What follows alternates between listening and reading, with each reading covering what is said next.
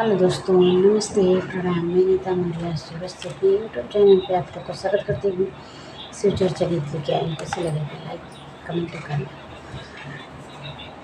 कहाँ से आवे पियर सड़िया, कहाँ से आवे कंगना, कहाँ से आवे ना हे, कहाँ से आवे ना शिव गुरु के ज्ञानवा, कहाँ से आवे ना, कहाँ से आवे पियर सड़िया, कहाँ से आवे कंगनवा, कहाँ से आवे ना ए, कहाँ से आवे ना शिव गुरु के ज्ञानवा, कहाँ से आवे ना।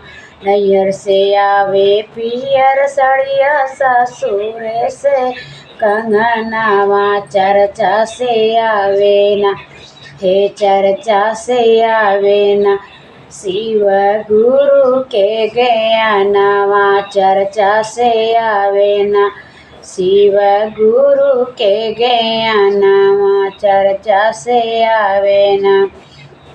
गोदरज रखब पियर सड़िया, बक्सा रखब कंगनवा, यार बक्सा रखब कंगनवा, अरे हृदय में रखब ना, अरे हृदय में रखब ना शिव गुरु के ज्ञानवा, हृदय में रखब ना, अरे शिव गुरु के ज्ञानवा, हृदय में रखब ना।